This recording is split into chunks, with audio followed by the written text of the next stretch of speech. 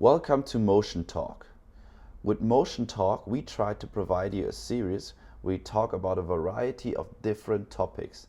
For this, I will invite one special guest who's going to help me to discuss and learn about the importance of their very subject.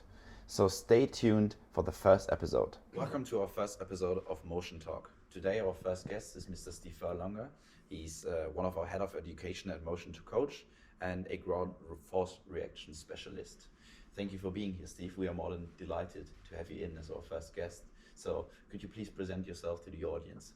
Thank you, Bennett. So yes, I'm a PJ professional based mainly in the UK, full-time coach. Very fortunate now to work with many players, but I've been researching ground reaction forces for nearly a decade now.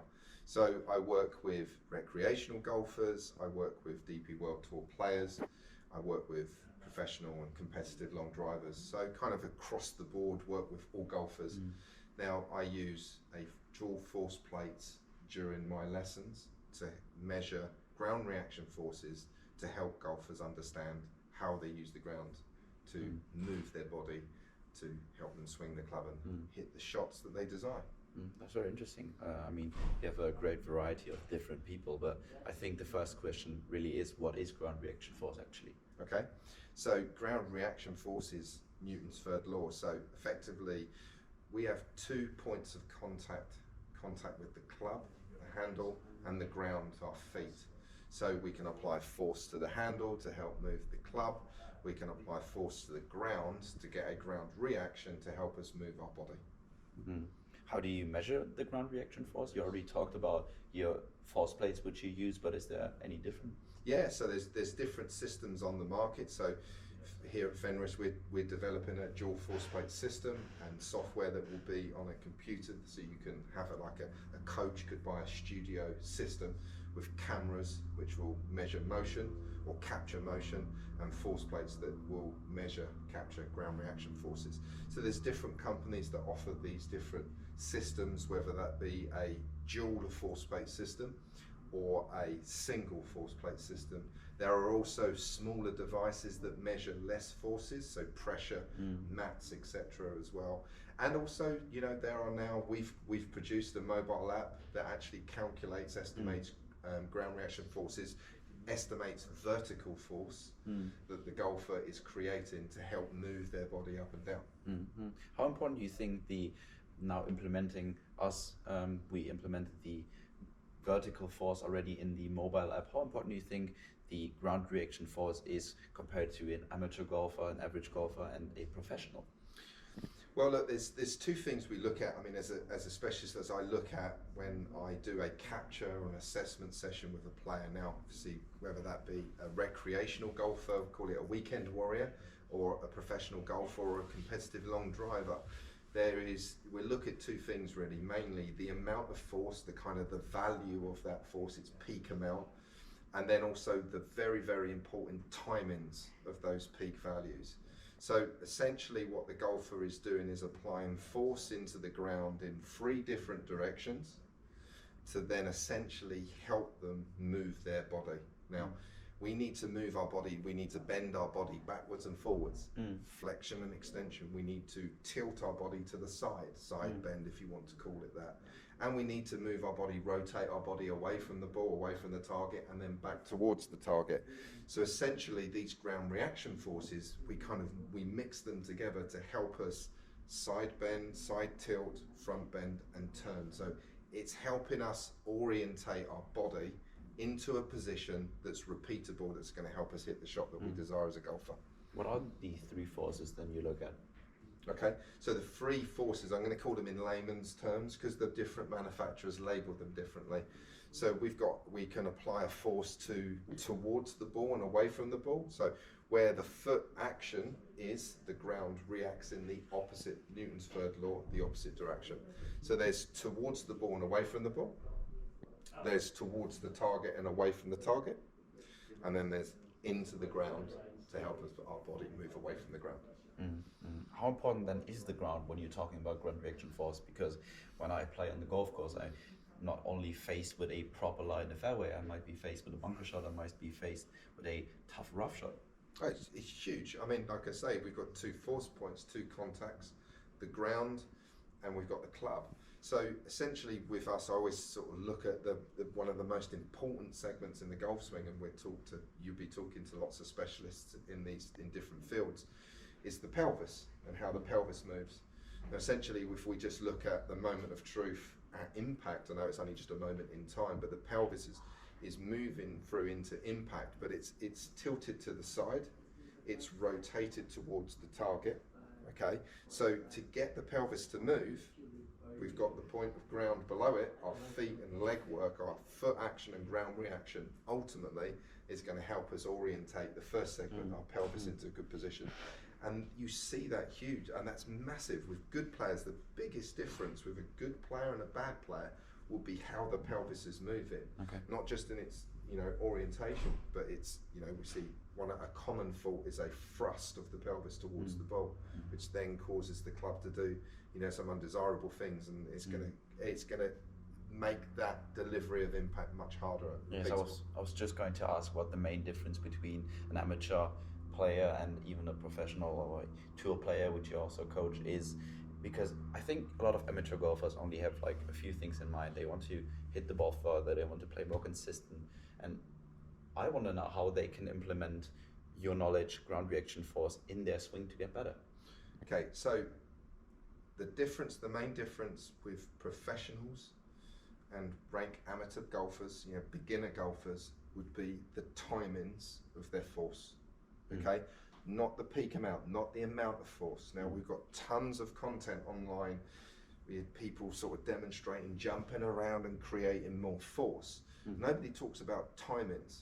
Timings are essential, because if a golfer starts to just create more force and has got bad timings, now they've got a bigger problem. They're putting more force into the wrong time and position of the swing.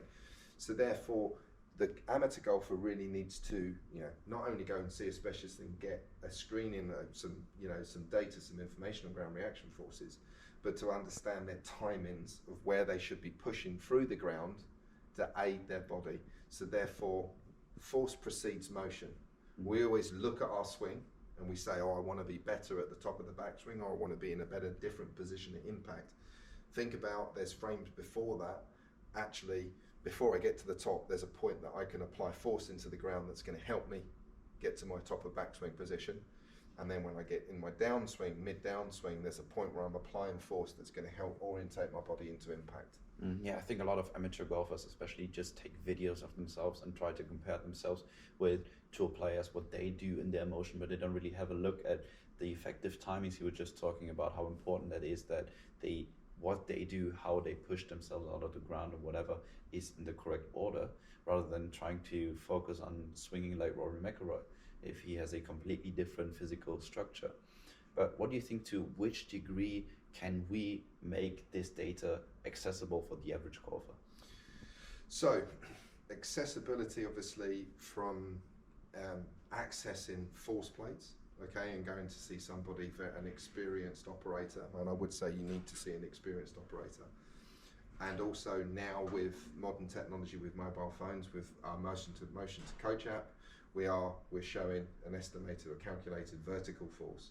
So that is probably the biggest force that the golfer creates, is vertical. They're creating a total value, a combined value of over 2 times their body weight, which is a lot of force into the ground. And essentially that's the force that's helping them move their body upwards and tilt their body into this side tilt position, which essentially is very important, what good players do going into impact. If you have a look at those vertical forces or whatever, what separates the faster players from the bit slower players? So vertical force usually is a calculation. We use like a percentage of body weight. It's an easy way to relate it, or help a golfer understand it and them to relate to it. So a long driver will be creating over 2 times their body weight as a force, peak value as a force into the ground. That's a lot. These guys are weighing over 90 kilos, and that's 2 times, as 180 kilos of force going into the ground. Whereas an amateur golfer, somebody that's not creating a lot of speed, there won't be a lot of force going into the ground. They'll be creating, if they're lucky, 1.5 or 1.6 times. So there's a huge difference. Now, that's not about how much you weigh, it's how much you can actually multiply that weight as a force into the ground. So how quick can you go down and pump the ground, and it's done in a very short space of time. So what have you experienced when working with amateurs? What are the main problems they face, or what are the main things they do wrong? So for me, really, what I would say is the biggest or the common fault I see with the amateur golfer, and again, this separates the skill level here. So if we were to take a beginner golfer, is the lateral force, is the force that they're applying to help move their body early enough back into the correct position. And we call it recentering. It's a very easy term because the golfer moves off away from the target, okay, but moving back towards the target, they're always late doing it. Well, professionals are not late doing it. They recenter much earlier, okay? So a force that's being applied to the ground away from the target, the golfer really wants to, as an amateur golfer, I'd be checking in on that force really. By the time the shaft is horizontal on the backswing, they want to be applying a force away from the target, that's then by the time they get to the top, that's moved their pelvis back to the center of stance or slightly forwards of center. So if you have a look at a player, what are drills you would suggest them to help them create more ground force? Because I think a lot of people are really desperate to get a bit more speed, to get a bit more distance. Okay, so what you could do is you could get yourself a tennis ball and chop it up. So if you was to get like a quarter of a tennis ball, or we could get like a head cover and place it under your foot. This is a very nice ping head cover. We could put that under our foot. Now, what we could do then is apply force into the ground. Okay, so if we was to take a very important position in the downswing, the position that we want to be applying the most amount of force into our lead foot. So we'd place that tennis ball head cover under the ball of our big toe on our lead foot. Now what we would do is take the club to halfway down position. Let's just put the shaft here, there at vertical. So, and then we would want to pump into that tennis ball head cover as much force as we can, and then deliver the club. So hit a shot from there. So obviously squeeze that tennis ball under the foot, hold the shaft at vertical, and then hit a shot from there. And then from that kind of point where they've pushed hard into the ground, move that lead side up into impact.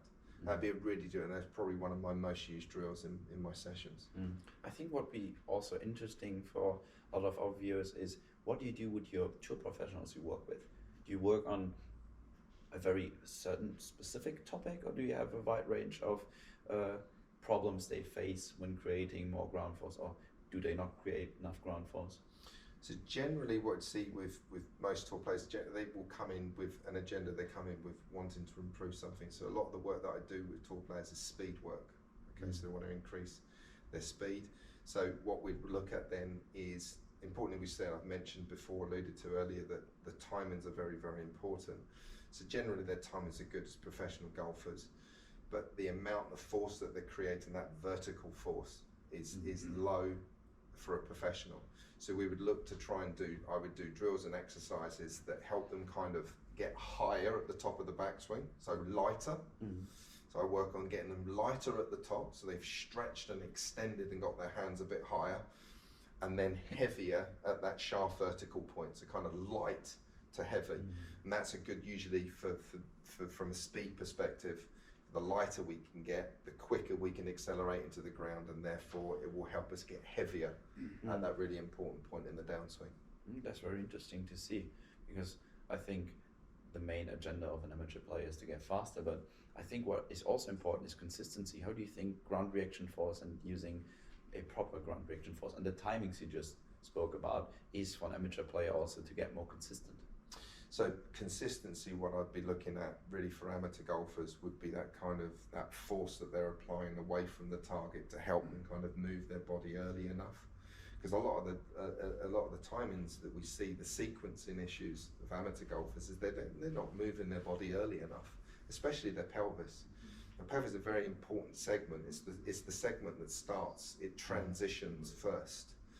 And then when we measure on 3D systems, motion capture systems, how the segments are moving and in what order they're moving. The pelvis is not moving the first. It's generally the arms and the club or the upper body that's moving first because they want to get the club down to the golf ball. Well, actually, the pelvis is transitioning way before that. It's beginning to transition around mid-backswing. So that lateral force, that force in a direction directly away from the target, and the ground reaction force that's going to follow is going to help them then begin to move their pelvis and recenter it back to the center of stance or slightly ahead of center of stance by the time they get to the top of backswing. So what is the correct order for transition for an amateur player?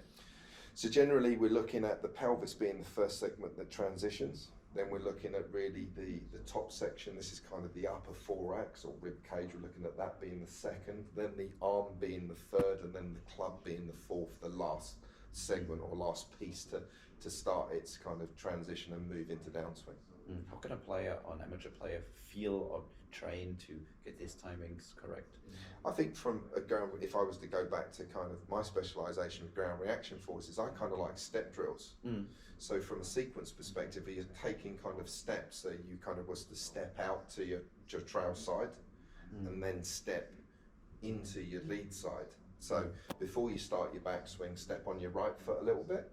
And then before you reach the top of the backswing, begin to step onto your left foot. So you could do like a little step for a right-handed golfer, a little step out with the trail to the right.